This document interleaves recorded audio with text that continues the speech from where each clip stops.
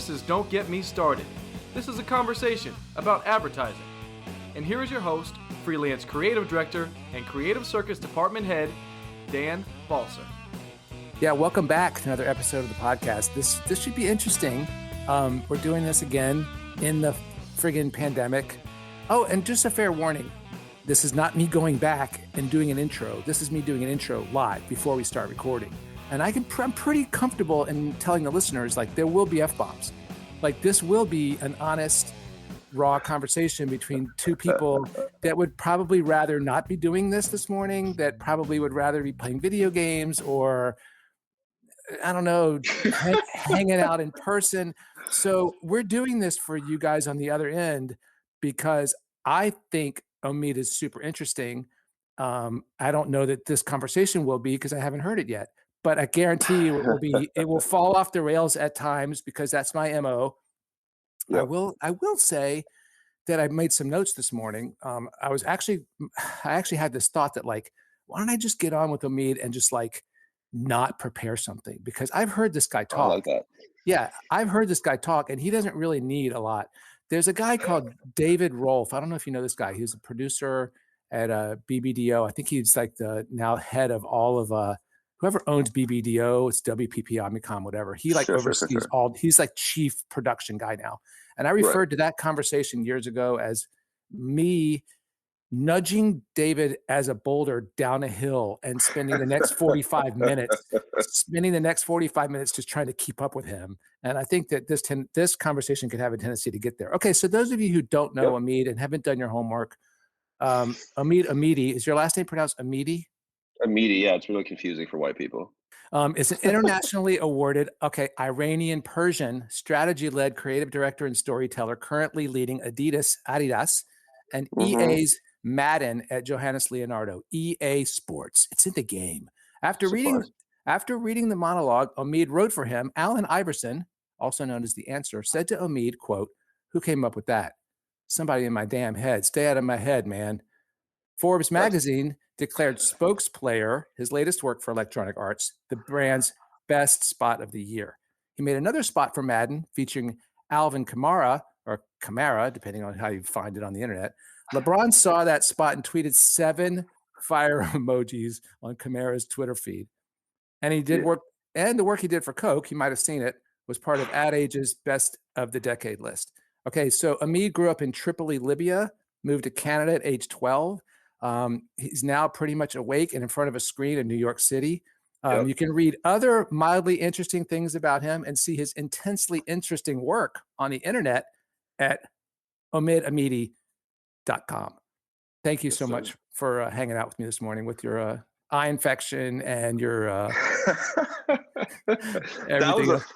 That was a fucking trip. Listening to you say that blew my mind away. Because you got to understand, like, I have a clear memory that when this is 2012, I would walk out to the train station because I don't have a license, which is a whole other stupid story in itself. But and I would go to ad school, which I later dropped out of. Sorry, kids. And I would listen to the podcast, and it was actually the podcast that it was like Matt Moore, who I have a weird story with now randomly.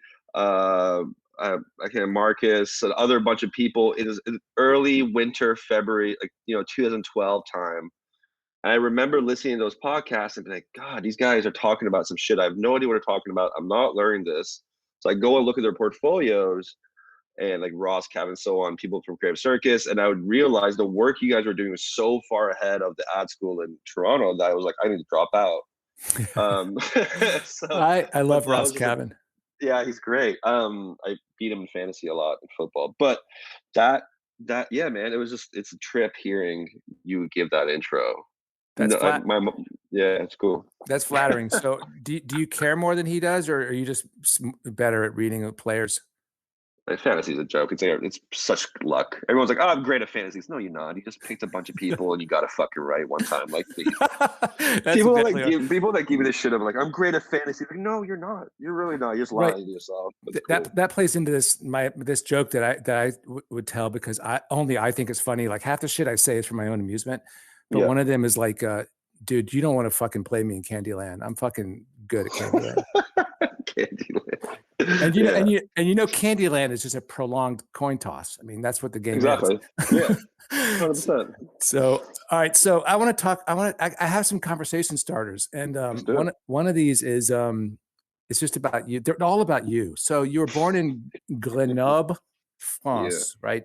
And then you said it was a beautiful accent, incredible accent you got there. And you said that you were a baby, and babies are dumb, so you don't remember anything. And this is the thing that this is what stood out to me in that comment, and that is that my son, who's a teenager, will often say babies are so stupid. So you're basically a teenager, right? So I still play video games every day. So yeah, 100%. So is that a good thing? Like, do you ever feel like, oh fuck, I'm gonna get like caught for being a kid, or do you think that that's a superpower of yours? Like, how do you approach your own mindset? And does the question make sense? No, it totally makes sense. I think being a kid is fun. Like there's a William Wordsworth poem that talks about like intimations of mortality, which is all about the fact that like you're perfect as a child and you spend the rest of your life trying to gain back that perfection. I'm like condensing an incredibly long poem into 2 sentences, which is always useful. But being a kid is just fun, man. Like it just makes everything feel a little bit more lighthearted. And as you get older, like life just gets heavier and there's more responsibility, and you have, kids and a family or a wedding to plan or whatever the fuck you do in your life. So if you can't be a kid through those times, and it's just everything's gonna be a drag. So being a kid is incredibly fun, and it also allows you to just kind of experience things on a wider spectrum. If you're stuck doing things as an old person or have an old mentality, everything is devoid of a little bit of that color and that spark. But if you approach things as a kid and you're like, anything can be fun.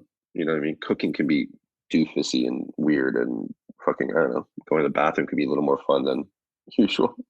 Yeah, no, I totally agree with you. I just think that you have to keep, I think I said this on a recent episode, you have to keep that the lights on to find that childhood in you. You have to find your way back to that childhood space, so you're always there. So I want to talk about sort of your growth, and I still hear this in your voice. I still hear self-critical. So you have this voice in your head that will qualify your comments as being stupid a lot of times. Like you'll say something, you'll say like, as if that, like you'll qualify, you kind of, you're criticizing yourself in real time as it's happening. Like there's some sort of voice like modulating you.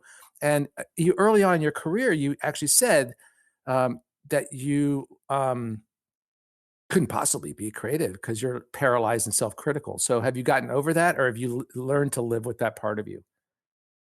I think this is like the advertising version of James Lipton on Inside the Actor Studio. Like he'd tell me things, I was like, oh yeah, I did say that, which is amazing. I think the self-critical thing, I mean, it's something that I definitely battle with. It's definitely something I talk to my shrink about. But in terms of what it is, I think people talk about the imposter syndrome a lot in advertising, so I'm trying to avoid that. But to be honest, a lot of it is based off of the fact, I mean, I had a weird childhood, man. Like I grew up in Africa. I was born in France. I moved around a lot. I skipped a grade. So I started high school when I was 12 in Oakville, which is a super rich white town in Canada. And like, I remember like the first day I walked into school and it was like after the Simpsons episode of Who Shot Mr. Burns, and people were like, who do you think shot Mr. Burns? I was like, I don't know what the fuck y'all talking about. And they're like, you're a weird kid. And I was like, cool.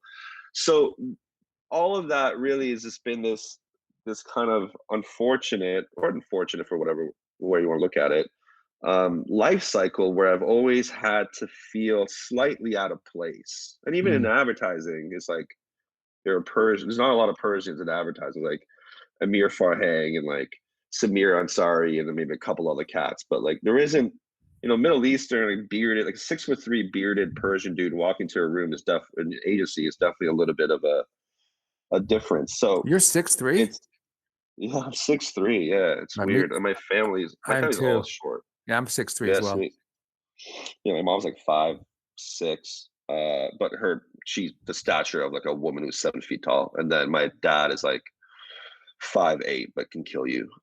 So like I still like try. He's like 75. I try to arm wrestle him. He crushes me, and I feel I feel inadequate every time I go home. But the whole purpose of what I was trying to get to was that that mentality is kind of part of the creative thing. It's like you just think I've got something to prove, but I don't know what I'm doing, and I've everything I've done in my career has kind of happened and fallen into place and manifested in ways that there is no rhyme or reason. It's not like mathematics, which is like there's an equation.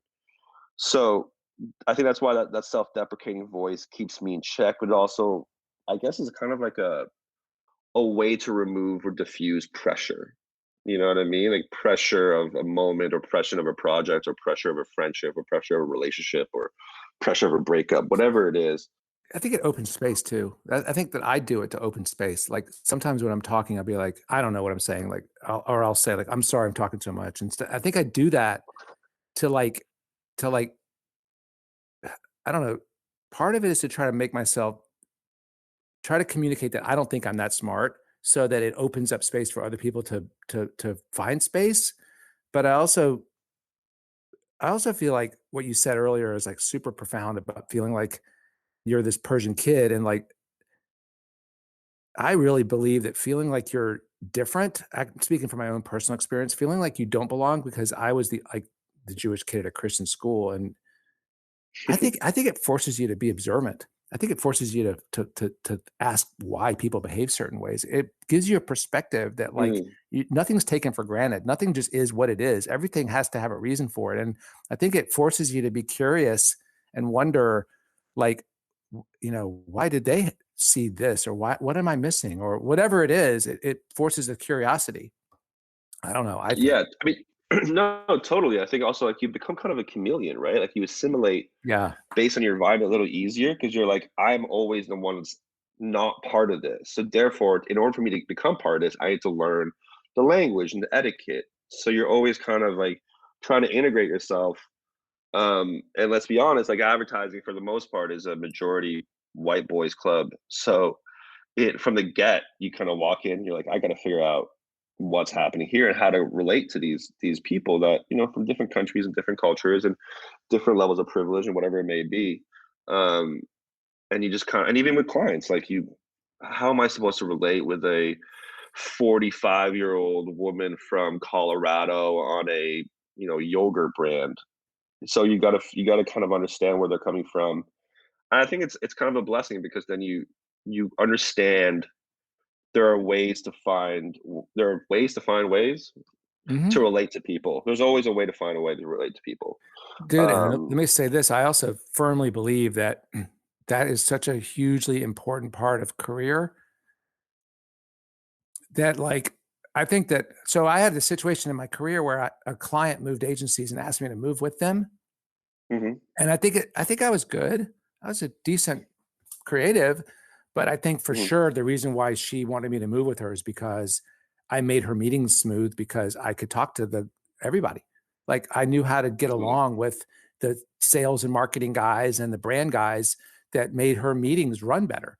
And I think that mhm. that all comes from everything you just said. It's about learning how to connect to people that are different from you that I think I was trained to do painfully, frankly, as a young person, feeling othered and outsided at a school that I probably shouldn't have been sent to.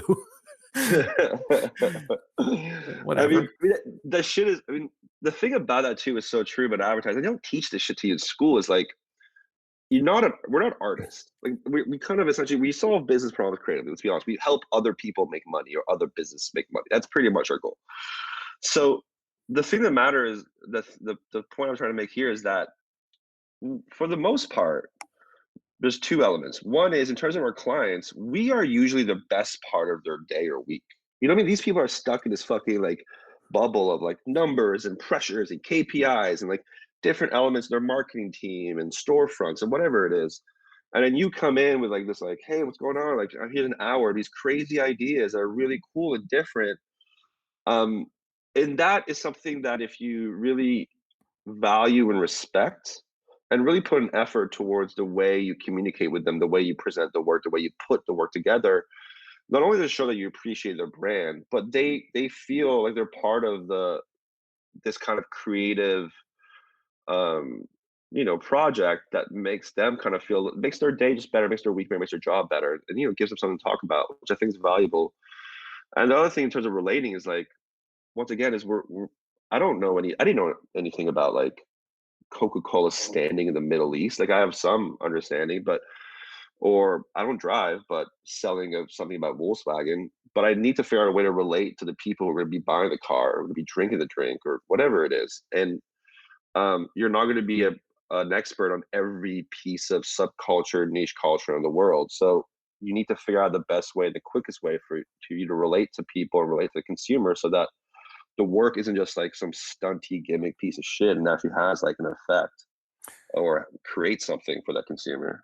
How often have you gotten like really clear, kind of like, not, I don't want to say mind blowing, but like really insightful insight delivered to you in a brief where you understand just from reading the brief the person you're talking to, or is that coming from you? Or talk a little bit about sort of how. Here's why I'm asking. So at our school, I am teaching students kind of to write their own brief and to hunt for those sort of cultural or behavioral or psychological insights about how people feel about their lives, their day, whatever, the connection with people, whatever it is, and how a brand can fit into that.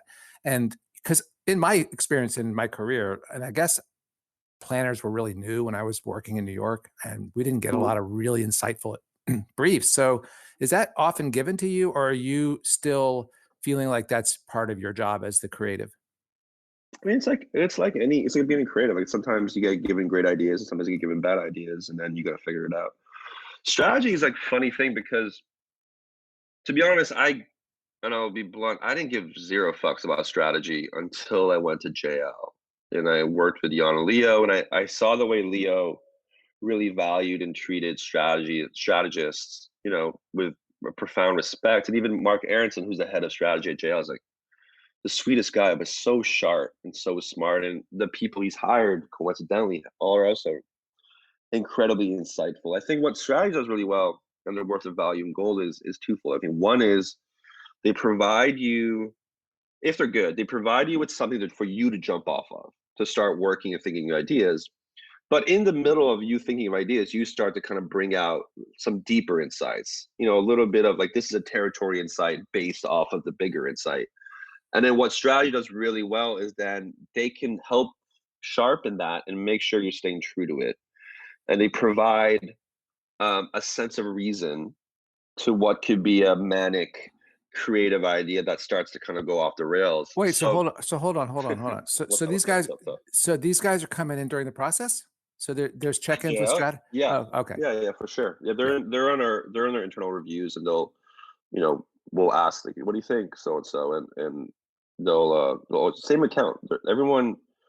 The thing another thing. I feel like I'm giving Leo a lot of credit in this call, which he'll love. But I'll be honest. I used to have an incredible temper towards other people outside of creative giving their opinion. Like at Ogilvy in Sydney, I don't recommend, I threw a chair once at an account person for trying to change the idea. I've slammed phones. I'm a typical egotistical Persian kid, just being a complete dickhead in every sense of the word. Did you ever hear my story about my REM poster? No, but it sounds amazing. Tell me more. So at Ogilvy, New York, I was at Ogilvy, New York. We had offices with desks and doors. And behind my desk was an REM poster that the bottom of the poster went all the way to the floorboard, to like whatever the thing's called. What's the thing called? The molding, whatever. Sure. And someone comes to my office like, why is the poster mounted like behind you so low? So I peeled it off, and there was a hole in the wall that went all the way through to Rob Jacobson's office, because an account guy had come in on a Friday afternoon with a brief that had been approved on Tuesday for shit that was due Monday. And I just basically kicked through that wall, and there was like a bulge in Rob's office from that. And like, I was the same way. I was like, you guys don't get us. And I think that because they're on another floor, they were, and then this is the thing I learned later. Like, they were scared of us. Like, there's no reason for agencies to be like that. There's no reason to have that conflict between the two. Anyway, you're just saying you had a temper. I had the same thing so go ahead. I mean, until I mean, yeah, we all have temper. I mean, I think it's like most great creatives that I've met for the most part have this kind of weird temper side to them, like little like hissy fits, if you will, because we're just like we like to consider ourselves as these like quote unquote artists, and we have like precious about the work and blah blah blah. Bullshit. Yeah, totally. It's like trying to be Kanye, but not as smart or crazy. But and we also like hear stories of like the Neil Frenches from back in the day. And you're like, God, look at those guys, he's just badasses. And you're like, oh, were they really? Were they actually, or just kind of scumbags? But Right. besides, we're just psychos. Right. That's right. And so here's I'm going to share something with you too. So I asked this question on every episode. I say, like, knowing what you know now, if you go back in time and wish for something in young Omid's ear, what would you say to yourself when you graduated school? And for me, I don't know if I've ever answered the question on the podcast, but for me, for the longest time, my answer was going to be, everybody's trying the best they can. Like, these account people are doing their job the best they can do their job. And I used to call everybody who wasn't a creative idiots and assholes. And they're not. Right? They're not. And why are you so fucking egotistical that you think their incompetence is sabotaging you on purpose? Like, they're not there to fuck you over. They think that's the right thing to do. They're doing their job. That's the thing that Leo said, was like, like everyone's gonna they're gonna give you feedback, right? Like, accountant's gonna say something, Strat's gonna say something, production say something, blah blah. And you might not agree with it, which is fine. But the thing to remember is that everybody, in the back of their minds, whether they're right or wrong, whether you agree with it or not, is they believe they're making the idea better. No one's coming in like, I'm gonna fuck this guy's idea up. Like, so because of that, I was like, oh, of course. Like, no one's out to get me. That's the thing I would tell myself. That's the thing I would whisper in my ear. Like, give some people some grace, right? Give some people some space. All right, so you want to shift gears? Yeah, let's shift gears, bro. All right, so this is some more fun stuff. So what's the best part? What fulfills you? What do you like really get off on in your craft, your job, your day-to-day?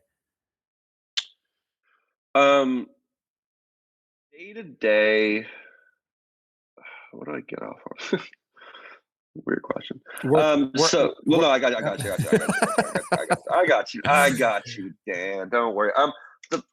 It is that kind of every part of the day I'll have to like think of something. I guess as a CD you have less time, but I like to wake up early in the morning and do some brainstorming, because I know my day is pretty fucked from the get. And I'll be like, oh God, I have to do this. And I'm a little bit of I can't do things too far ahead. I'm that last minute kind of vibe. I do love it when I think I have nothing and I write a couple things and I'm like, yes, right. Like, I am fucking dope at this. Like, you reminding yourself in the midst of all the uncertainty sometimes to be like, yeah, like, I really fucked the shit up. You know what I mean? Yeah, that's great. So I think that those little moments of just like that relief of like being, oh, I've got something here and I know it's good. And my instincts are feeling pretty good about it. And that's a really great feeling. And to be honest, I just like, as I've gotten older, I just like hearing other people's ideas. Like, young people present me ideas and they're stoked. I like, and even if the idea is good or bad, I just like the idea, the fact that they're like super excited. It warms. It actually feels warm in my body when someone presents something to me in class that's so good. And it doesn't happen often, but when it does, I'm like, dude, what I'll say is, my job is done here. You may leave the nest. This is fucking great. Yeah. It's so fucking great. I always tell them too, is like, I was like, I want you guys, I want your idea. I want, my whole goal now at this point really is my career, other than my own professional fulfillment, is to make sure that by the time you guys are my age or whatever it is, you're way ahead of the curve and you're like ECDs and CMOs. And then when I'm like 16 bored and have nothing to do, I'm like, hey, do you guys have like a project to work on? Because I'm going crazy playing 12 hours of video games as an adult. So I'm just trying to make sure that I have like a pipeline of jobs when I'm old and irrelevant. I'm in my 50s and play video games every day. So you'll still be playing video games. What are you playing right now? Mostly FIFA. Oh, nice. Yeah, cool. So I think right around the time that you spoke at the circus, I Yep. recorded a conversation with Dominique Monet, and Dominic Painter. she's a really talented writer, and she has a lot of celebrities on her reel. You have a ton of celebrities. So is that the goal? Was a goal to meet these amazing people? And there's a line that I became so like, I don't know if I laughed out loud or just thought, oh my God, Omid just fucking wrote this line and Nicki Minaj said it out loud. She self-referenced the spot she was in by saying, oh my God, this is too good. Go ahead. And like, Oh yeah. you have Nicki Minaj praising the story you wrote in your own spot. So, and you also, these little details, Quavo's phone number in that spot starts with 404. Shout out to the 404. Yep. Get to work with Chris Redd. Yep. So talk about, like, are you writing to celebrities' voices? Are you coming up with the story and then celebrities are the solution to make the story work? Talk a little bit about how the process of integrating those things so seamlessly makes sense. And this spot that I'm talking about, which is the Madden spot, makes a lot of sense because the idea was that this play became culture, right? So you have to bring culture into the spot. But just from your own process, were the celebrities in mind going in, or was the celebrities in mind as a solution to the story? First of all, Dan, the thing you gotta know about me is I'm a star fucker. That's great. That's an adequate answer. I mean, it's just you want to be around it. People, I just find people that are the top of their craft and their game fascinating. You know what I mean? Like the best athlete, the best writers. I just find them fascinating because they push and push, and I've reached these kind of heights. Not necessarily that I particularly want to get to, because I think there's all pitfalls with it, but nevertheless, like I think that's something really cool. But sounds really cool. I sound like such an idiot there, but you're doing it again. The way, thanks, man. Yeah, I'm doing it, Dan. The way the writing the process of it is, I mean, it's a mix, right? So I think with that spot particularly, there's a lot of people in there. I think, I wrote that with McLean Jackson, who's at jail and he's at Wyden. We wrote that together. He's at Wyden now. Yeah. Okay. But he's the man, and he's just a fantastic. But we kind of wrote it together, and it started as obviously the protagonist, and then we built these different cultural scenes. And McLean had Quavo in there, and then we had like Bill Murray and some other cats, and like we started adding more and more people, and then that process started kind of shifting with the client, because EA, like Madden, they have the relationships, so we don't tell them. They kind of tell us who they can get based on what we're looking for. And then we start evolving the writing based on each. So we have certain lines for Nicki that were kind of relevant to her and things she would say. Same like Lil Dicky, and then Chris Redd. And then we got Neil Brennan on, which was another kind of dream come true. If you guys don't know who Neil Brennan is, if you're a writer, shame on you. You're an idiot. But he co-wrote and co-created Chappelle Show. Has stand up on Netflix. Incredibly hilarious, neurotic, strange person. And we started writing with him, and he kind of was able to extract these voices and these lines, and even like in the line like Quavo, he's like Quavo, no, Quavo Robinson, and he would just make up these little moments. No, he said Quavo, one name, two friends. Yeah, one name, two friends.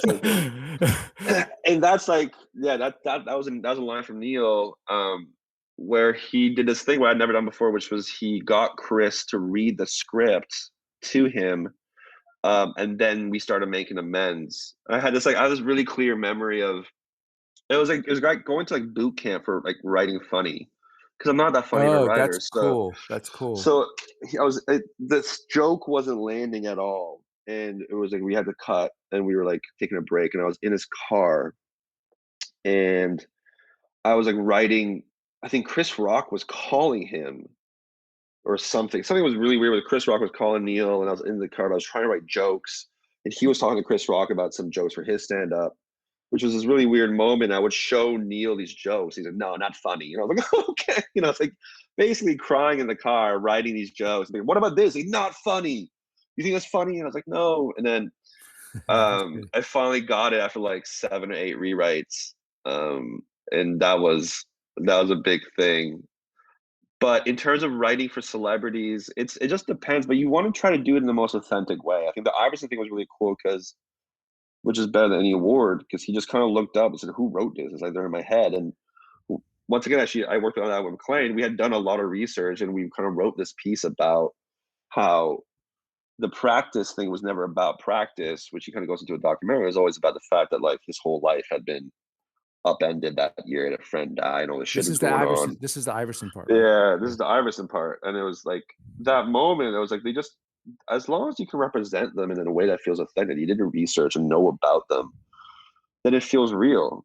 Because if you're That's just putting fair. some bunch of like marketing client jargon into there, it's almost like they take precedence. Their authenticity takes precedence over the client, because the moment that authenticity is revoked or tarnished, it turns the entire spot into super addy, if you will, or like a That fake. is so fair and so true. I think Dominique said something very similar about a Crocs spot that she did. And there's a line that Chris Red says in the second spot that says, "Damn, you talking auto tune in real life?" And and I was like, Chris Red is such a perfect vessel. He's like Oh yeah. he's so versatile, and so his timing is so good. What was he like to work with? Oh, we fight to get him. The client wanted to, because obviously like he had no. This is like when he first started. So he had no Yep. followers yet, and they're like, "We got like Teen Wolf from the Collodion," and I was like, "Fuck no." And they're like, "We got this other person," and I was like, "Fuck no" again. Like just like these random influencers with millions of hits on like Vine or some shit. And I was like, "No, this needs to be funny." Like, and this is before we knew Little Dicky was going to be as funny as he was, because we hadn't seen the show yet, and we're like kind of a little bit like, is he just a parody of himself? And turns out he's Right. incredibly, once again, neurotic, but really smart and funny dude. But we had to fight to get Chris Red on that, and EA was like, "I will do it," thankfully, because we had the Nicki Minaj numbers. And he was wonderful, man. He was a pro, and he's just funny. I'm obsessed with his eyes, so I was just trying to get little things that would like make him do that eyes thing, which I feel like is a signature thing. But he was a perfect vessel, and he was just funny. And even like his obviously his Migos impression, he goes, "Damn, you're speaking auto in real life," and he really felt that. Like he really felt the fact that he was like amazed. He was like, "Oh wow." My favorite line. And it's just like he was, yeah, he was lovely, and he was also geeky. Now they got to work with Nicki Minaj, which was funny to watch. Yeah, it's cute. Yeah, Nicki Minaj here. That's cute. That's cute. That's cute.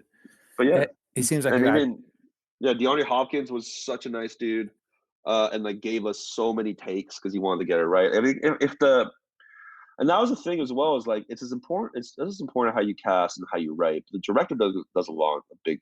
The moment they were like, Neil, the Chappelle show, like everyone, like Quavo, opened up and he started giving us more reps. Like everyone was like feeling good because they trusted him, and he understood the culture and the language. He wasn't just like some, British director that was like, "Now please, can we," I mean, he like speak to them, and it's like, "I do this," and "I," but like, That's super important. So when did the director, when did he become part of the project? We went in the treatment phase, and then we just added. I was like, "What about Neil?" Just because I felt we needed someone who's funny, because I was like, "I'm not funny. I need someone to make this funnier." Yeah. And we love, like, McLean and I love Neil, and we even used Neil the following year on the stuff that we worked on, that end up once again having these little funny moments that he integrated into the stuff. So you kind of end up building a relationship with the people will elevate it. For sure. I actually had a little section of questions about like working with directors and producers and this kind of thing. So you kind of knocked off the director question, but like, who has been so far in your career your favorite boss, and why? A favorite boss? Yeah. Or one of your favorite bosses. I don't want to eliminate the other ones by fucking none of them, Dan. I answer to my own shit. I'm my own boss. Mic Independent. Drop. Self-made 100%. Mic drop. Next question. Yeah. Fuck all. They work for me. No, I mean, to be honest, they all have given me different things to learn. Like Cam Blackley, who is now, I don't know, some big ass role like Evan C. Sachi and Sydney. Him and Maddie Byrne hired me out of school. Sorry, out of school, out of an insurance. I used to work at an insurance company. So I Mhm. dropped out of that school, took a job, got fired from my first advertising job. Agency kind of sucked, and it wasn't for me. They're great people. It just wasn't the right fit. I don't want to say like they sucked. And then yeah, I kind of cold emailed them after winning Young Guns the creative brief, and I was like, hey, this is Yeah. how much of an asshole I was. But I was like, so we did the call for entries. So back in the day, Young Guns used to do a call for entries brief where you would essentially create a campaign to get people to submit to Young Guns. And previously, in previous years, the agencies would do it. Like John Street, I think, did one. Mhm. Taxi did one, and then Droga did the one year before us. And then myself, Andrew Livingston, and Kyle Lamb. And I met them. Like, once again, this is why advertising is so fucked up. Like, this would be a long story, but bear with me for a second. I dropped out of that school, got fired from my job, working at like a mutual funds company, like creating packets for like traveling salesmen that my buddy got. Had no idea what the fuck I was doing in my life. And I was out with my best friend John and my other best friend Aaron, and we were at a bar. And my friend John started chatting up who is this girl who's Nellie Kim, who's now, I don't know, the CCO or some shit of this agency in Toronto. I used to be at John Street, but she was ACD at the time. And they started hitting it off. And then turns out she lived kind of near my apartment. I started kind of hitting her up, and she started giving me some information, some review of my book, how to make it better, blah, blah, blah. Invited me to a party where I met Andrew Livingston, and we kind of hit it off. And he was like, hey, man, I want to do this Young Guns thing. I need a writer. Me and Kyle are both art directors. You want John Vaughn? I was like, fuck yeah. So I would work my job and go to John Street 6 to 10, and we'd work on this idea. John Street liked the idea enough that he got a production company to shoot the actual storyboards. So we were kind of basically like winning by cheating because we sunk money into it. But fuck it. And we won Young Guns. Did Sorry, go John ahead. Street get credit for that? Like, is that a thing that they got to say was theirs? I think so. I don't really know. I know like Andrew, Kyle, and I, and then they kept actually working on some other elements of it. Okay. It was really amazing insight actually that I think Andrew Kyle had. Was like become to hunt, and the idea of like if you win an award, CDs will literally hunt you. And that was the whole spot. Yeah. Just this creative team running in the bushes and this like opera music and fog getting hunted by these two CDs and like common projects. Yeah. It's good. It's really beautiful. So anyways, we won, and then like these agencies started hitting me up, and they were like kind of middle of the road. And this is how fucking egotistical I was. Like, oh, fuck that. I want to work for like the Widens, the Colenzos. And so I basically cold emailed Droga because I did some research, and I was like, oh, they did the campaign before. I found their email, fuck a recruiter, sent them an email, and I was like, hey, like you guys did the same thing last year. Ours is even better. You should hire me. And literally the next day they're like, we're hiring you. It's like 30K or 20K. You got to fly yourself, all this kind of stuff. And I was like, absolutely not. I'm too scared. I actually rejected it because I was, mind you, stoned, and my paranoia set in of the imposter syndrome. And then when I sobered up the next day, I was like, actually, I really want to do it. The reason why I made up some lie about like my dad being sick and I wasn't sure if I could do it. It's a whole fucking debacle. And then they hired me. So he plucked me out of school and really took a chance on me. And I learned a ton there, just being there for 6 months. And then he was always like a consigliere. I would hit him up and be like, I need some help. I don't know what I'm doing. But then like through there, I met Andrew Ostrom, who was freelancing at Droga. He then hired me to Ogilvy, where I did Share Coke, where I got to work with Chris Ford, who taught me a lot about writing and stuff. From there, we moved to DDB. To be honest, I didn't really get much mentorship outside of Cam Holter, who was a CD, wasn't my boss. A lovely, lovely dude, taught me a ton, and still someone I talk to. Then we got hired at Pereira, which, to be honest, like not of their fault. It was just a bad time. I almost quit advertising because of my experience there. Oh, Um, it was just tough. It was a tough environment. I think I didn't really see eye to eye with um, PJ and Rob, and Jason's a super lovely dude. And once again, it's fun. It's chemistry stuff, and I It's don't think chemistry, right? I it mean, is, right? It's like I know Rob's a Rob. different writer. Yeah. Well, I know Rob very, very, very well, and you guys are. I mean, I love ice cream. I also love wine, but I don't know if I like a wine ice cream milkshake. That'd be sick. it's off the top of my head, but like I get that. Yeah. I get that. So yeah, that was tough, man. I mean, that's an agency example of like super wide agency at the time when I got there. And they're all very quirky, creative circus cats. And me and my partner, we got there and we were like, super into like sneaker culture and basketball culture. And we were like, wear like Rick Owens. It was a very big culture difference. And it was hard to really get in. I mean, Jonathan Wojcik was there, or Jonathan Wozniak. I can't say his last name because I'm an idiot. But he was actually super nice to us. And he was very, very nurturing. So as a creative director, are there things that you picked up on that you try to like emulate or replicate or integrate?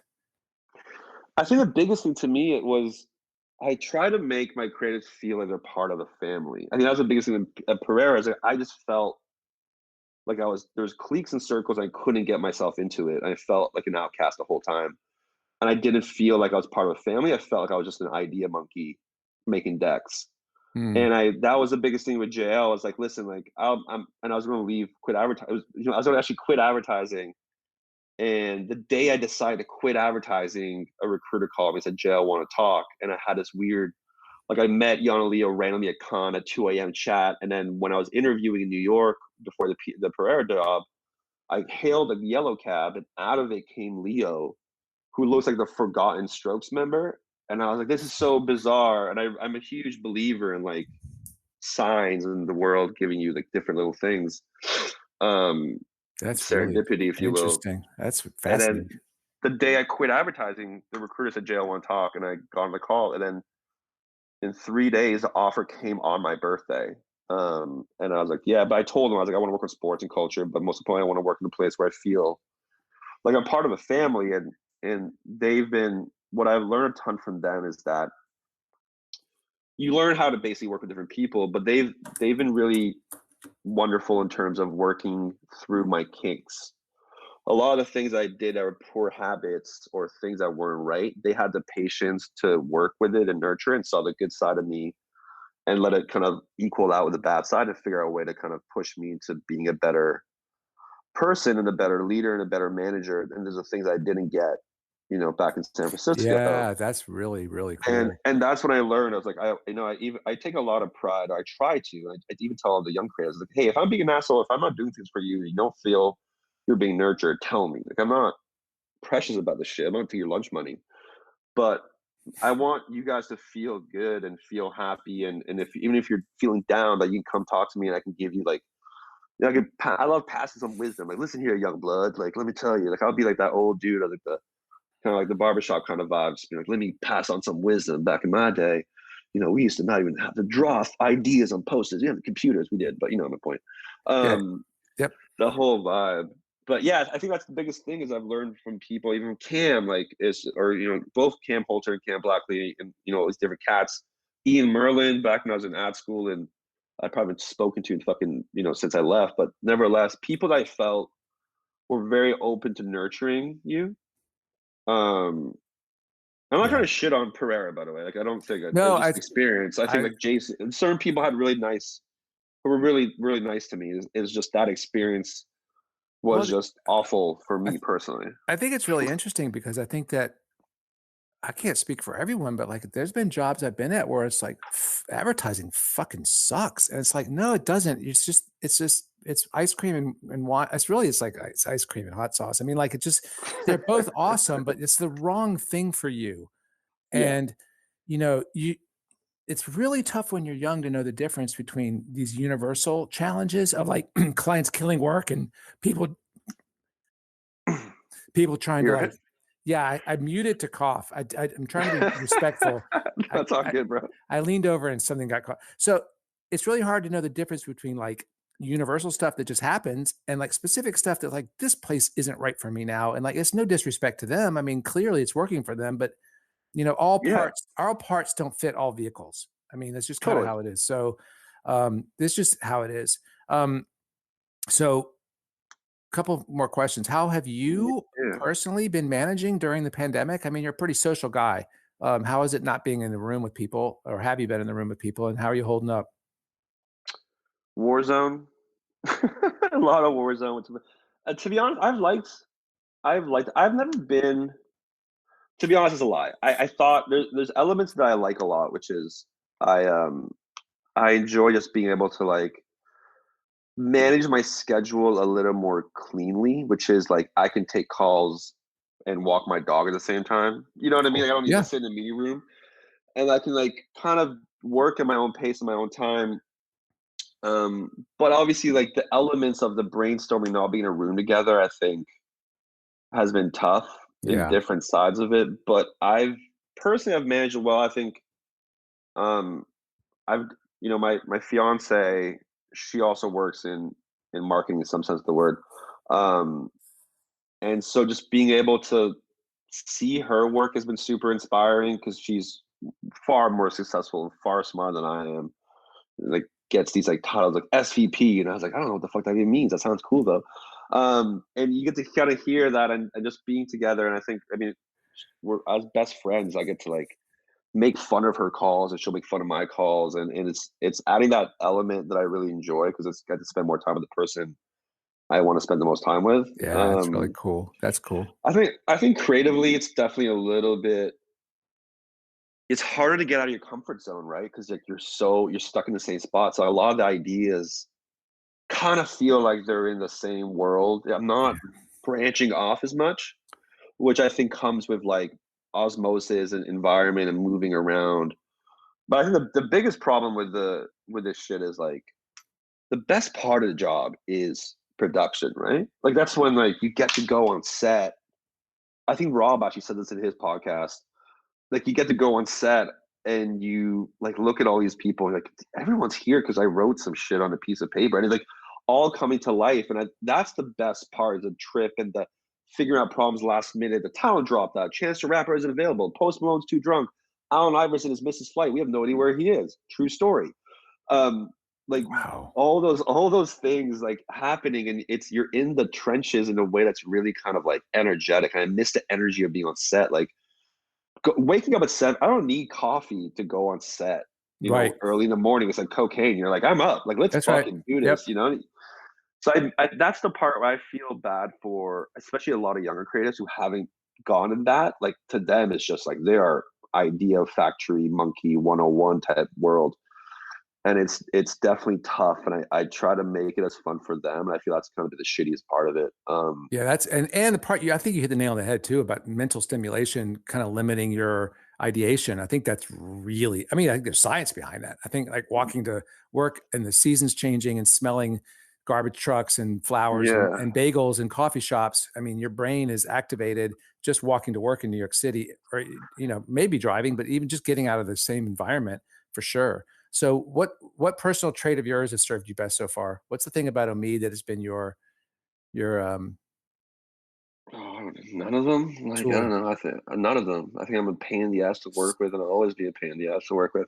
I think I don't know. I think being a kid, to be honest, like I mean, not necessarily on calls. I try to keep myself, hold myself to some level of respect. But I mean, to be honest, I think it is like just trying to add levity.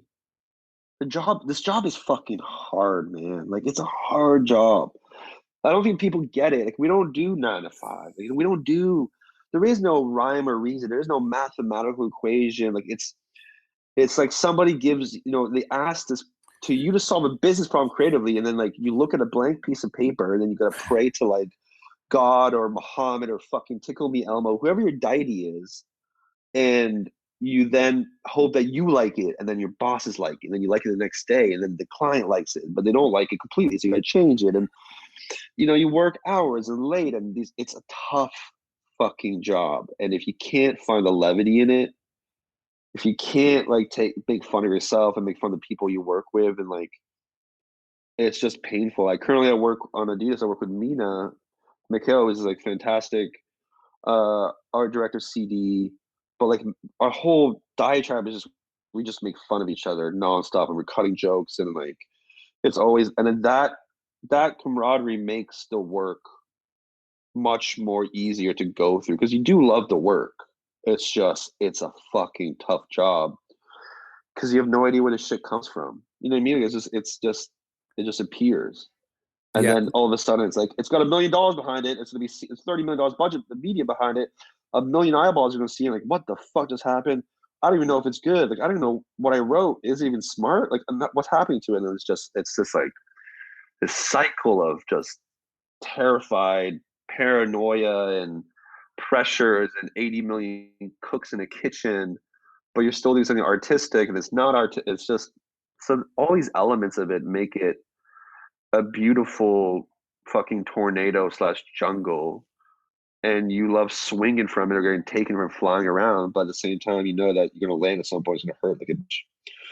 So that doesn't, none of those metaphors really made sense, but you can No. The metaphors didn't make sense, but no, they did. No, but what I kept thinking about was that levity creates space, but the pressure can also feel like it's closing the space. So this weird balance that you have to have pressure at the right temperature. Like I personally love the pressure. Like if there's money on the line, like if I'm playing horse, literally just simple as just playing horse or anything where there's money on the line, I'm going to perform because I need that friggin' like command. But you also have to be able to like sit back and be an idiot. Oh yeah. You have to be an idiot. So last two questions. You want the last two questions? I got time, man. We can riff. Thanks. I got time for you, Dan. I got time for this. This is a highlight. Dude, listen. This is how I feel like client feels when I present to them. This is like the equivalent to me. You know, it's funny you said that earlier because like that's how I think the clients that are the marketing people feel. But when I was telling the story about that client that asked me to move with him to the new agency, the people that she had to sell into, they were ready for a fight every time. It's like they were like, what do you have? Like they weren't the ones that were excited to see us. But yes, what you're saying is generally true. Like it's an exciting part of their day. But for these brand guys that would come in, they were tough. Oh, I mean, I get it. Like they have some pressures. You know, they have these different. They have a lot of shit. That, I mean, I hear it all the time with Sarah's calls. I'm like, God damn! Like there are so many things happening that we get completely siloed off, and it's pretty wonderful as creatives that we think we deal with a bunch of bullshit. Is oh god, a third of the shit that they deal with. So knowing what your client's day in their life is like, and if they're something that and you can solve the problem they have internally, you're like indispensable. Like they will love you. They will love you. And by the way, listeners, a little side note to the listener. So we have a Friday Forum speaker series at the Creative Circus where we bring in people like Omid, people that aren't quite as dynamic as Omid, and some people who are possibly arguably more successful. And it's a 1 hour presentation, 60 minutes, pretty, we have probably 35, 40 minutes of presentation, 20, 25 minutes of Q&A, and then have a great weekend. I was looking at the video of Omid's presentation. Omid's presentation was 2 hours and 14 minutes because Omid is selfless, generous, and willing to share. So listeners, he says he's here for me. He's here for you guys, and I really appreciate his doing this. So what did you teach at Miami Ad School? And if you were going to create a class next quarter at the Creative Circus, like what's the thing that you think is important that someone coming out of school knows, that you would expect someone that you hire to like feel comfortable, competent, knowing? You know what's funny? Actually, it's completely irrelevant. I actually went. This is such a nerd I am. I went back to listen to a bunch of podcasts to see if anyone had fucked with the podcast format, and no one did. And I started writing fake sponsors and what they would be for this podcast. Oh, we did that once. I did that one time. Oh, did you? Yeah, we had a whole episode that was sponsored by what was it called? Something Sweet Chevrolet, what's the home of the sweet deal or something.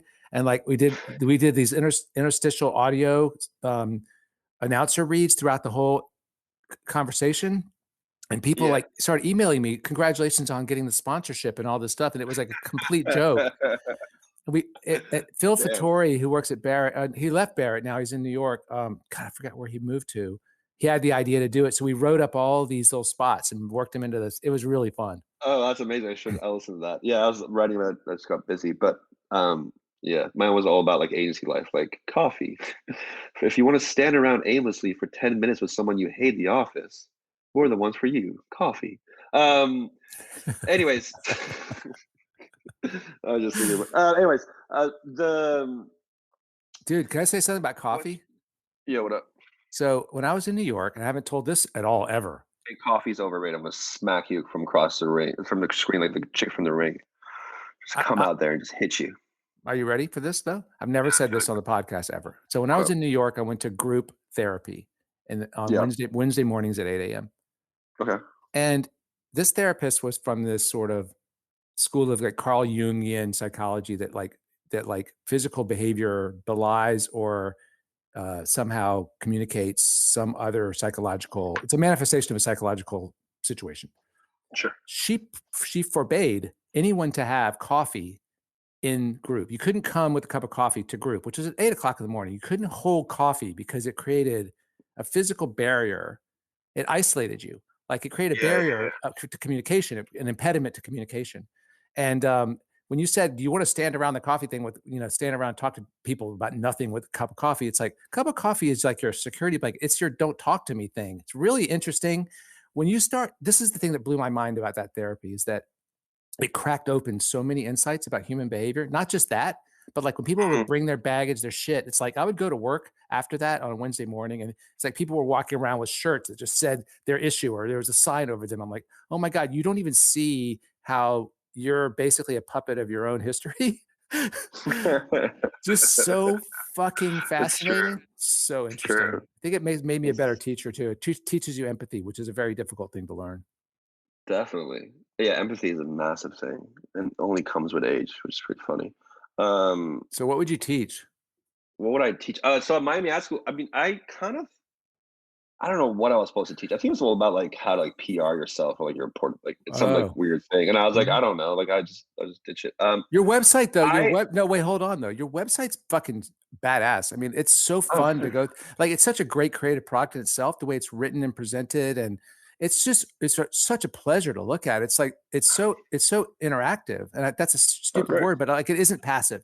It doesn't feel like I'm looking at a catalog or a fucking gallery. I feel like it's much more experiential. It's really, really great. It's good. I didn't want to make it too complicated, but I also hate like the cargo collective. Like, here's 9 boxes. I was like, it looks the same. Like, you're not at all remotely interested in presenting it slightly more interestingly. Isn't that your job? Yeah. What I taught, to be honest, it was kind of like I just threw the book out, and it was just like real talk 101. Shocker. Like it's like a scared straight, but for advertising. So it was like the scared, not really, maybe straight. Right. But basically it was just about how advertising worked, the business, the ins and outs, the things that I thought was important for juniors and what I hoped to learn. And then we did some assignments I would give out about creative thinking and their book and all this stuff and bios and all that kind of shit. And then I would ask, like, the thing I found was just kind of blew my mind at the time was like, and I've had this happen a couple times. I had classes come through. I was like, who are your favorite writers? And I'd be like, Craig Allen, a name like names like Craig Allen or Eric Common, and it'd be like, who? I was like, motherfucker, they wrote like Skittles and Old Spice. Like, there is a weird thing that's happened. Our generation, or maybe I thought this is our generation, like we were super into annuals. Like we would know who did what. And like, I remember like I made once again on Drive, when I got into ad school, I found on Craigslist this dude selling a ton of annuals of communication arts, TNAD, one shot shit. Oh, cool. And I made my dad drive me to go, and I bought it for $100. There's like 3 boxes, and I would just pilfer through them. And through that, I learned a lot about the CDs type of work. So when I actually went and applied, this reason why I didn't apply to Droga New York, I hit up Droga Sydney, so I saw Cam's work. And I was like, that's really cool. I want to be part of that. So I'm going to hit you up. And I just found out that kids weren't really learning about agencies and like who's doing what. And like I before I even worked at Pura, I knew Ross's name because I knew that he'd won like AADIs, whatever, like some school projects, student award. And I looked at his book to be like, oh, that's how these kids are doing their books. That's how I should be doing my books. Like my books, sorry. Like so that was kind of the thing I was kind of focusing on, was like just, which is sounds maybe lame to a lot of people, but I find it odd that you want to be part of an industry and not know. It's like a musician being like, I don't know who the fuck the Beatles are. I don't know who Rolling Stones are. And you want to be a rock musician. Like that's not possible. You don't just go and pick up. It's stunning that student is now the exception. I mean, we were all like that. We were all like, just, I mean, and we didn't, to be honest with you, it's not that we loved advertising and like couldn't get enough of it. It was just like really inspiring to look at awards annuals. And the thing about it was that it was a simpler time. Like now it's like the work is so unique that it's kind of, I mean, yes, for what you're saying, it's important because you see who made it, it blows your mind. But like, it's kind of hard to learn the craft looking at awards annuals like it was for us, because it's kind of, and back to the Beatles analogy, it's like you learn to be a musician by playing someone else's song first, right? And then, so for us, it was like, okay, here's kind of how advertising works. Let's apply that to our problem. But now advertising solutions are so connected to that brand's truth. Like there's nothing about your Madden play call spot that like you could apply to something for a toothpaste. Like it just doesn't make sense. Totally. It's just completely ownable solution or whatever. But yes, what you're saying, I think is important. Well, I think it's osmosis, right? Like you learn through osmosis, but a lot of kids, not a lot of kids, a lot of these kids these days, but like a lot of people think, because advertising we have a dirty word. Like people like go out there and be like, advertising is dying. Like, motherfucker, no, it's not. Like, unless everyone suddenly knows how to create their own brand from their own home at all times, it's never dying. Maybe the agency model is shifting, sure, but advertising as a core essence, marketing is always going to be part of the human society. So like, it's like shit like that it's got in this like weird word, like it's dirty and we don't. But it's, the fact of the matter is like it's still something that you're involved with. It's still part of an industry, but it's also like it's something that's always evolving. The work is always constantly constant. There's barrier. Sorry, the threshold. What's the fucking word? The standard. Yeah. This is when English, being my fourth language, really appears. Wait, and I start making up words. You speak other languages? Yeah, English, French, Persian, and Farsi, and then I know a little Arabic. It's really thrown off now these days. French? French, français. I was born in France. So yeah, I went to French school. I didn't learn English till I was like 10, 11, 12. You're pretty good at it. I speak. It's like in Simpsons when what's his name? Not Quimby's, the kind of dumb policeman kid. And he's like they're like call him up. He's like, you failed English. He goes, me fail English? That's impossible. Yeah, fail English? That's impossible. Impossible. That's me. Literally in every meeting, I just make up words, and people are like, what? I go with it. That's awesome. Right. So knowing what you know now, if you could go back to the day you graduated from, I forget where you went to, University of Ottawa. Yeah, and then a Humber College. Yep. What would you whisper in young Omid's ear? What do you wish you'd known going in? There's a show. Once again, but there's a show in French TV called Bouillon Culture, which is a really cool show. It's like this like literary dude. His name is Bernard Pivot, and he would bring guests over, and then he would always ask these like really enlightening conversations at the end, which I think James Lind actually uses inside the Actor Studio. But what would I whisper to young me? Man, to be honest, nothing. I really love, I'm super self-critical, and I think I forget how incredibly blessed, not hashtag blessed, just straight up blessed and fortunate I've been throughout my career. I got to I didn't make it in ad school. You gotta remember, I dropped out. Like I wasn't doing that well. I got fired from my first job. The way I got into advertising was I was stoned in my basement in my university fucking house, eating pizza and watching a show at like 1 a.m. And I don't know what channel, like TLC, like something really random I would never watch in a million years, and it just happened to be on. It was these like white dudes in like linen on boats in Cannes being like, when I made the Budweiser Was Up ad, and like Lee Clow started talking, I was like, oh wow, like people actually make ads. I didn't know it was a thing. I never thought of that. and I thought myself as a slight creative, and I decided to I was like, oh, I'm gonna go and cold call a bunch of places. I decided I want to be an account person because I was like, I don't have the confidence to be creative. And then I went in for an interview at Henderson Bass. I don't know if this still exists. And I don't know who the lady was, and I love you. I will always love you. I don't know who you are. I went in for this interview, and she was like, "What's your favorite digital campaign?" I brought like writing samples. I was like a co-editor and co-founder of like a literary journal that I think still runs today. And I went in, and and she's like, "What's your favorite digital campaign?" And I swear to God, I answered Google. Just Google, as like that was my answer. And she's like, "Oh, you poor child! Like you have no idea what the fuck you're doing." And I was like, "Yeah." And she told me to go to art school. So like all these things happen. Like I didn't. The Droga didn't extend my contract due to various unfortunate political reasons and visa reasons. And because I had met Andrew Osterman and worked with him a little bit, we got along. And I went to this like random Vice art gallery show that he happened to be there. I told him about my like situation. He like instantly got me interviewed the next day, come in. And then I got there just in time for the Share a Coke brief, and like once again, like Chris Ford got let go of Ogilvy. Andrew left. The two senior guys also left. So I had to kind of essentially run that show alone as a junior, which is crazy now I think about it. And that's where I met Luke, who's now like my best friend the whole entire world, my best man at a wedding. We want to pitch for another Coke campaign, got to shoot him. Like all these things happen. Bumped into Leo in a cab. Like all these things happen for a reason. And if I change a single thing about myself or the way I am, I wouldn't be in the situation that I am today, which is, in today's day and age, it's a pretty fucked up world we live in. But everything that's happening, from obviously COVID to Palestine to everything that, that kind of can shake the soul. Like, I'm a 35-year-old immigrant Persian kid who's moved around the world. His parents were, think about it, my parents left Iran, like, and a lot of my family's been scattered, but like, my parents are probably the most successful from their families, and they gave me everything. And I never went wanting.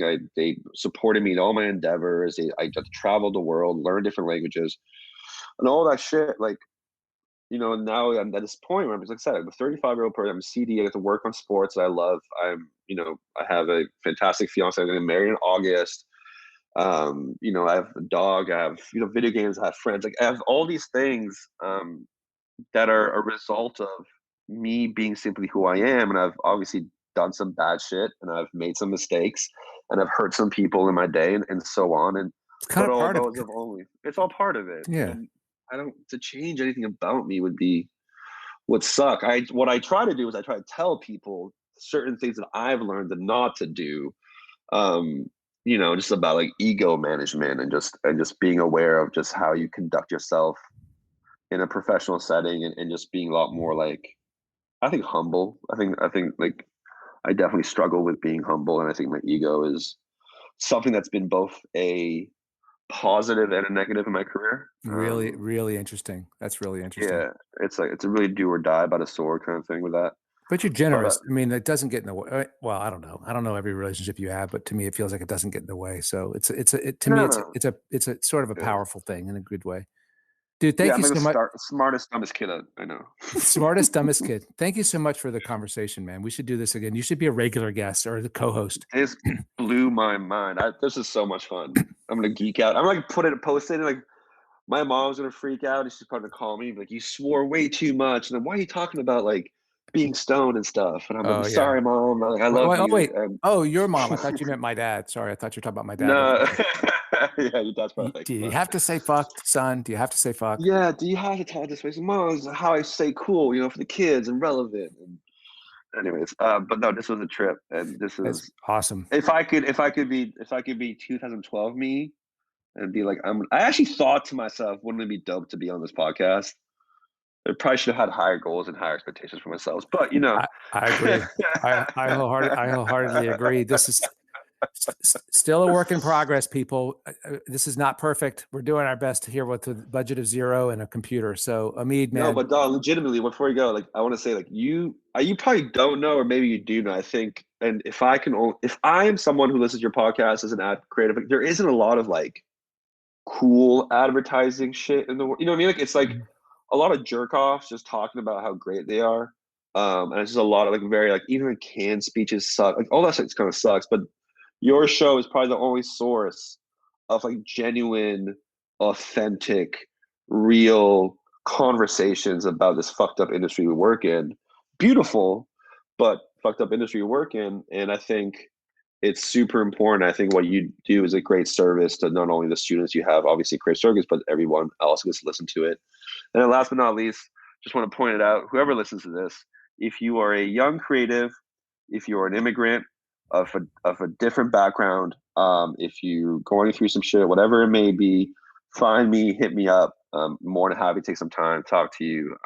I know it's definitely, things are getting better, quote unquote. And certain places are definitely doing their part. But I think it's still a relatively closed industry, and I think if you don't see a lot of yourself represented in where you work or in the work or in the people you see and talk, like hit me up, and I'm more than happy to take some time on my schedule and chat and just chop it up. Dude, that means a lot. That right there makes me like warm inside, that these conversations can be a place for people to find that. And, and there's also all sorts of cultural challenges that people have with their own families to try to justify what you said, and people living with those things and not seeing people who look like them, think like them in leadership and education. And to have you offer that is powerful, meaningful, and important. So thank you so much for that. That's amazing. No worries. My pleasure. Thanks for having me. I really enjoyed it. Yeah. And listeners, you can find Omid at his website. It's amidi.com, which is just such a musical sounding name. I love it. And Omidamidi. It's not like Omid or Almin or however other people have said my name in the past. I did Google how to pronounce Alvin Kamara's last name, and I found it both ways, Kamara and Kamara. So I don't know that one. But I'm Dan Balser. It's Balser, Balser, Balser, not Balzer. You can find me at Dan's podcast at mac.com. Dude, thanks again so much, man. And listeners, we'll see you again when you get the next one recorded. Till then, see ya. Bye.